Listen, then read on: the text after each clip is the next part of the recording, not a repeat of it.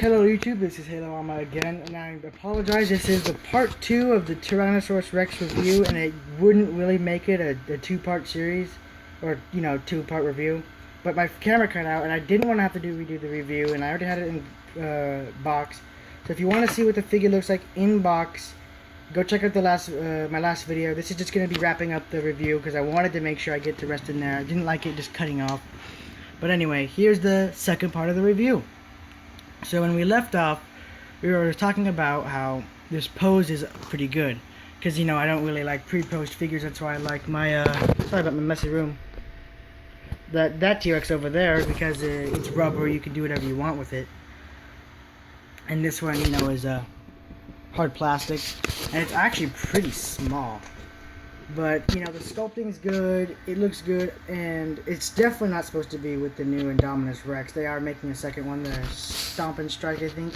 And I will be getting that one, as I said previously in my last video.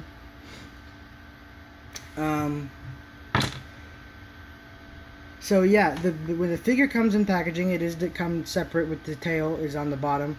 You have to be careful, make sure you pay attention when you put it on, because it's a one-way thing. You put it on, you cannot take it off. So make sure you put it on the right way. So as I said in the first video, you know what, let me just get a figure to diagram. Here is the previous movie's, the first movie's Alan Grant figure. And as you can see, this is way out of scale with the classic Jurassic Park figurine. But then again, they did change the standard for the size, but still, I mean, this is kind of sad. I mean, this is definitely not into scale with him. But then again, as I said, it could be used as a different dinosaur, because there were different dinosaurs that look very similar to the T-Rex, such as the Albertosaurus, the Tarbosaurus, I already said Albertosaurus, the Pletosaurus. So there were other dinosaurs that were just like T-Rex. Oh, my bad.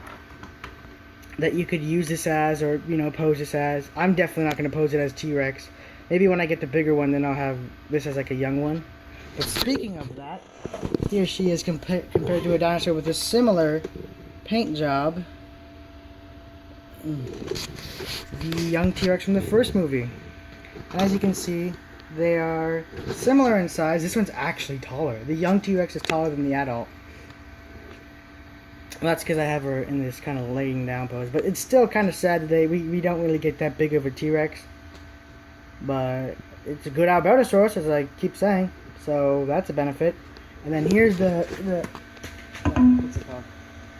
The comparison I wanted to see, but no other reviewer did it. Yep, it's the first T-Rex. And she will not stop roaring. So, as you can see, the first T-Rex is my favorite for, you know, doing toy photography. Because she does have the best sculpt, this one does. It's just her paint job's kind of weird. It doesn't really seem natural. But, you know, she completely blows this other one out of proportion. This one's just not even in par with the original movies. But then again, none of the other toy lines really were. I think we all true Jurassic Park collectors and Jurassic Park fans can agree with that. That you can't really beat the first movie. But we'll see what comes next in the toy line. We'll see if the Smash and Strike will be an improvement. I will definitely be getting that when it is released. I will be getting more figurines in this series. If you follow me on Instagram on toyadventures_, I already made a video of the ones I do plan on getting. I'll have the name in the description.